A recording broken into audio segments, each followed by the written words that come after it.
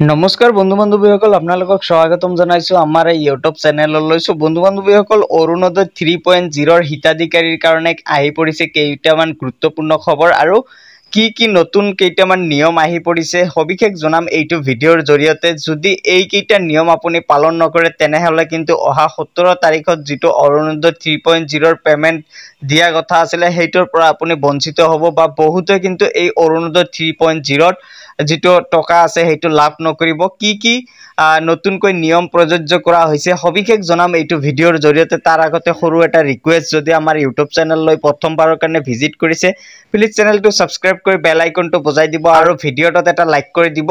অৰুণোদয় আঁচনিৰ 6টা নতুন নিয়ম আহি পৰিছে আৰু প্ৰথমতে আপোনাৰ ৰেচন কাৰ্ডৰ সৈতে আধাৰ কাৰ্ড সংযোগ থকাটো বাধ্যতামূলক কৰি দিছে। আপোনাৰ যেটো ৰেচন কাৰ্ড আছে সেইটোৰ লগত আপোনাৰ আধাৰ কাৰ্ডখন লিংক কৰি ৰাখক।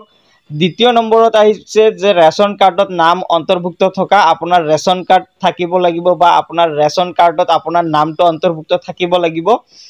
3 নম্বৰত কোৱা হৈছে যে নিজৰ নামত বেংক একাউণ্ট থাকিব লাগিব। আপোনাৰ নিজৰ এটা বেংক একাউণ্ট থকাটো বাধ্যতামূলক, এইটো আপোনাৰ থাকিব লাগিব। তাৰ পিছতে 4 নম্বৰত কোৱা হৈছে যে বেংক একাউণ্টৰ লগত আধাৰ কাৰ্ড লিংক থকাটো বাধ্যতামূলক। আপোনাৰ যিখন বেংক একাউণ্ট আছে সেইখনৰ লগত যদি আপোনাৰ আধাৰ কাৰ্ডখন লিংক নাই তেনেহলে আপুনি আপোনাৰ যেটো বেংকৰ একাউণ্ট হয় সেই ব্ৰাঞ্চত গৈ কিনে আপুনি এতিয়া লিংকটো সম্পূৰ্ণ কৰি লওক, কিয়নো বৰ্তমান সময়ত কিন্তু বহুত মানুহৰ এই চৰকাৰী আঁচনিৰ পৰা বঞ্চিত হৈ আছে এটা মাত্ৰ কাৰণ যেটো বেংকৰ সৈতে আধাৰ কাৰ্ডটো লিংক নাই। আপোনাৰ যদি বেংকৰ একাউণ্টৰ সৈতে আধাৰ কাৰ্ডখন লিংক নাই এতিয়া আপুনি আপোনাৰ যিখন ব্ৰাঞ্চ হয় সেইখন ব্ৰাঞ্চত গৈ আপুনি বেংকৰ একাউণ্টৰ সৈতে আধাৰ কাৰ্ডখন লিংক কৰি ৰাখক।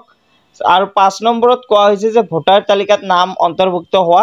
আপুনি যদি অৰুণোদয় হিতাধিকাৰী হয় বা আপুনি পুৰণি হওক বা নতুনকৈ আপুনি এপ্লাই কৰিছে অৰুণোদয় 3.0 তেনেহলে আপুনি আপোনাৰ কিন্তু ভোটাৰ তালিকাখনত নাম অন্তৰ্ভুক্ত হোৱাটো বাধ্যতামূলক বা আপুনি এজন ভোটাৰ হ'ব লাগিব, তেতিয়াহে আপুনি এই অৰুণোদয় 3.0 যেটো টকা আছে অহা 17 ছেপ্টেম্বৰ তাৰিখে দিয়া কথা আছে আৰু সেইটো আপুনি লাভ কৰিব যদি আপুনি এজন ভোটাৰ হয়। 6 নম্বৰত কোৱা হৈছে যে অসমৰ স্থায়ী বাসিন্দাসকলৰ বাবে, অৰ্থাৎ অসমৰ আপুনি স্থায়ী বাসিন্দা হ'ব লাগিব।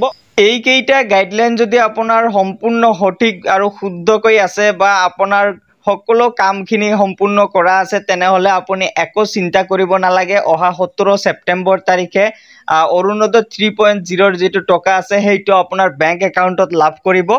আৰু এই কেইটা নিয়মৰ ভিতৰত যিকোনো এটা যদি আপোনাৰ মিষ্টেক হৈ আছে বা আপোনাৰ বাকি হৈ আছে তেনেহলে কিন্তু অহা 17 ছেপ্টেম্বৰত অৰুণোদয় 3.0 টকাটো লাভ নকৰিব আৰু আপোনাৰ অৰুণোদয় 3.0 লিষ্টৰ পৰা নাম কৰ্তন হোৱাৰো চান্স আছে।